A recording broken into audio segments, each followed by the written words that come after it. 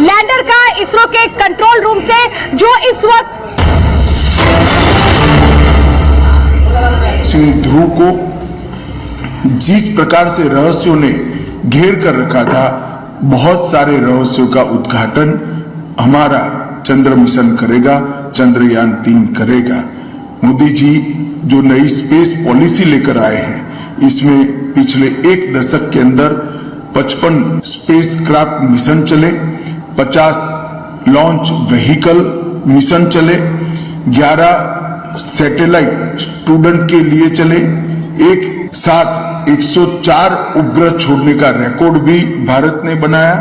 प्रथम प्रयास में मंगल पर पहुंचने वाला विश्व का पहला देश भारत बना और चंद्रयान 3 आने वाला अमृतकाल स्पेस के क्षेत्र में और समग्र भारत के भविष्य के लिए मंगल है, इसका ये द्योतक है। और 2018 में जो गगनयान का कार्यक्रम शुरू किया है, वो भी ढेर सारी संभावनाओं को खड़ा करने वाला है। 2020 में स्पेस के क्षेत्र के सुधारों ने प्राइवेट प्लेयर को जो जगह दी है, वो भी हमारे मिशन को गति देगी।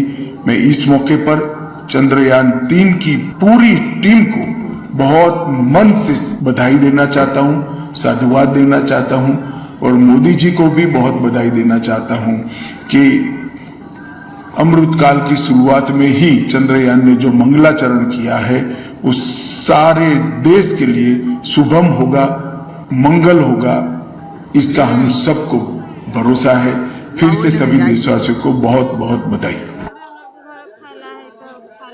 मुख्यमंत्री अमित शाह को आप सुन रहे थे, जिन्होंने बधाई दी है इस बड़ी कामयाबी पर। उन्होंने बताया कि कैसे चांद पर पहुंचने वाला देश, पहला देश भारत बन गया है दक्षिणी हिस्से में पहुंचने वाला। देखिए तस्वीरें हम लगातार दिखा रहे हैं जो इसरो से इस वक्त संपर्क स्थापित हो चुका है विक्रम लैंडर का, और संपर्क स्थापित होने के साथ अब अहम जानकारियां मिलेंगी, क्योंकि रोवर अब विक्रम लैंडर से बाहर निकलेगा और इसके बाद 14 दिनों तक वो चांद पर खोज करेगा। विक्रम लैंडर के जरिए ही वो तमाम जानकारियां इसरो सेंटर में पहुंचेंगी। तो ये तस्वीरें इस वक्त हम दिखा रहे हैं उत्साह की, जोश की, और इस वक्त ये बड़ी जानकारी आई है कि संपर्क स्थापित कर लिया है इसरो के कमांड सेंटर ने लैंडर विक्रम से। फिलहाल अंदर की खबर में रुकेंगे एक छोटे से ब्रेक के लिए, लेकिन ब्रेक के बाद जब लौटेंगे तो बात कुछ और दिलचस्प पहलुओं की होगी चांद से जुड़े।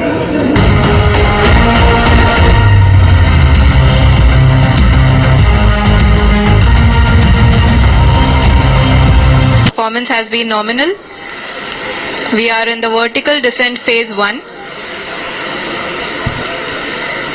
The altitude is being brought down from 800 meters and we are nearing and approaching the lunar surface. जी, आप अपनी स्क्रीन पे देख सकते हैं कि लैंडर का हाइट लगातार कम होता जा रहा है। इस समय हम लैंडिंग साइट के जस्ट ऊपर हैं और इस समय इसकी ऊंचाई लगभग 600 मीटर के आसपास है। इस फेज के दौरान लगभग 150 मीटर के ऊंचाई पे पहुंचने के बाद लैंडर अगेन लगभग 20 से 22 सेकंड के लिए हॉवरिंग करेगा। We are above the landing site.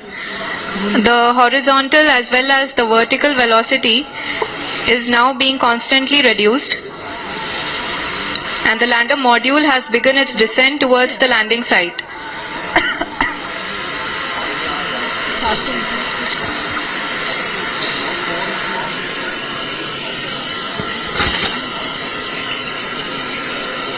जी हाँ, आप अपने स्क्रीन पे देख सकते हैं ये जो पथ निर्धारित किया गया है, लैंडर पूरी तरह से उसी को ही फॉलो कर रहा है। इस समय हम लगभग 200 मीटर की हाइट से भी कम आ चुके हैं।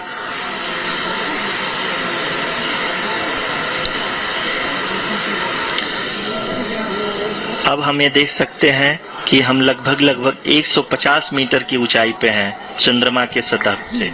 Vertical descent phase 2 which will have the lander module hovering at nearly 150 meters above the lunar surface. जी हाँ, आप इस तालियों के गड़गड़ाहट को सुन सकते हैं जो कि सेकेंड हाइब्रिड फेज के कंप्लीट होने के बाद इन सारे वैज्ञानिकों के द्वारा की जा रही है।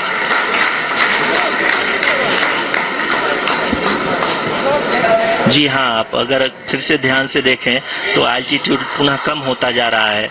अभी हम लोग लगभग 135 मीटर की ऊंचाई पे हैं। The sensors that are updating at this point are providing confirmation of the safety of the landing site. As expected, the retargeting is going on and this is a very good signature for the lander. अभी आप ये देख सकते हैं कि ऊंचाई लगभग 65 metre के आसपास बची हुई है।